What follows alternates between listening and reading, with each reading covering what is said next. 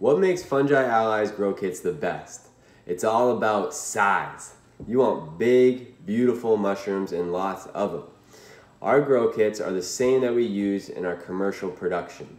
So we're growing about 300 to 500 pounds of mushrooms every single week, and we use the exact same grow kits for fruiting our mushrooms as what we sell to you. This is an example of our yellow oyster. Huge, lovely, beautiful mushroom. And our blues, here we go.